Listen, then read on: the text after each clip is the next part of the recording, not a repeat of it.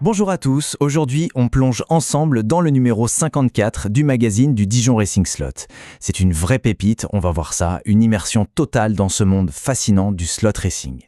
Ouais vraiment, ce numéro c'est une mine d'infos remplie d'articles super pointus, de résultats de courses et puis d'histoires qui capturent vraiment ce qui fait vibrer les passionnés de voitures de course miniature. Alors, on attaque tout de suite avec l'édito. Et ça commence fort parce qu'il nous annonce d'emblée que l'actu du slot, elle est en pleine ébullition.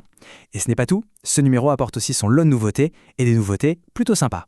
Et les voilà, ces fameuses nouveautés, il y en a deux principales. D'un côté, on a un partenariat avec la chaîne YouTube Slot Racing Info, et de l'autre, attention, une toute nouvelle rubrique dédiée au Rally Raid. Ça promet.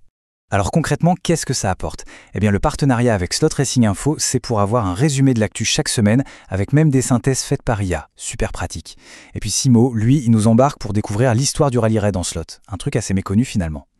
Ah, et puis à noter aussi, il y a un appel qui est lancé pour les inscriptions au Rallye des Grands Crus 2026. Avis aux amateurs. Allez, après ces nouveautés, on plonge au cœur de la vie du club. Et qu'est-ce qui fait battre le cœur du Dijon Racing Slot ? La compétition, bien sûr, et en particulier le championnat Targa, qui est toujours hyper disputé. Et justement, jetons un œil au classement de février 2026. Alors on a Didier qui est en tête, solide avec 553 points. Mais attention, derrière ça se bouscule. Philippe, Cédric, Stéphane, ils se tiennent tous dans un mouchoir de poche. Franchement, la lutte est super serrée. Mais voilà, il ne faut pas oublier l'essentiel. Parce qu'au-delà des points, au-delà du classement, ce club, c'est avant tout une bande de passionnés qui partagent des super moments autour de la piste. Bon, on change complètement de décor maintenant. On va s'attaquer à un article de fond. Un dossier vraiment fascinant sur une discipline qui nous fait sortir de l'asphalte pour nous emmener sur des terrains, disons, beaucoup plus mouvementés. Écoutez-moi cette phrase d'intro de l'article de Simo, « Quand le sable envahit nos rails ». Ça y est, le décor est planté, non ? On oublie le bitume et bonjour l'aventure, la poussière, les grands espaces. Alors, le Rally Raid en slot, c'est quoi au juste ? L'idée, c'est de recréer toute l'aventure des grands raids mythiques, style le Paris-Dakar, mais à l'échelle miniature. C'est un peu comme traverser le désert du Ténéré ou la jungle, mais sans quitter le confort de son atelier. Et d'où ça vient tout ça ? Faut remonter au milieu des années 80. À l'époque, le Paris-Dakar, c'était un truc de fou. Et Exin, la branche espagnole de Scalextric, a eu le nez fin. Ils ont lancé le système STS pour Super Track System. Et ça a cartonné. C'est devenu une discipline reine en Espagne. Et ça fait presque 40 ans que ça dure. Et pour l'époque, la technologie était vraiment géniale. On voit le coffret d'origine, le STS 4x4. Mais le plus incroyable, c'est cette piste flexible. C'est ça qui changeait tout. Ça permettait de créer du relief, des bosses, des dévers. Bref, de simuler un vrai parcours de tout-terrain. C'était révolutionnaire. Ok, on quitte les pistes de sable pour revenir sur l'asphalte, et pas avec n'importe qui. On va parler d'une véritable légende du sport auto.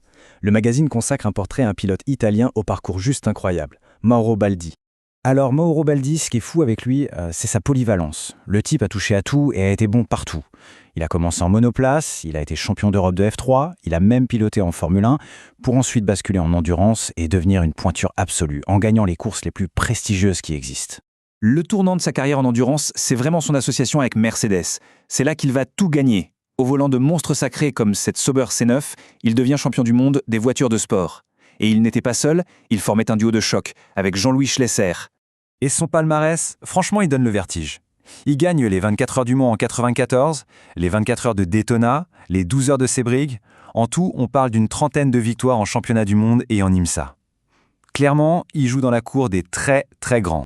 Après le pilote, la machine, on va maintenant zoomer sur une voiture bien précise et sur son histoire incroyable lors d'une course mythique. C'est un récit qui est fait dans le magazine avec une vraie précision d'horloger. Et là, on touche vraiment à l'essence de cette passion.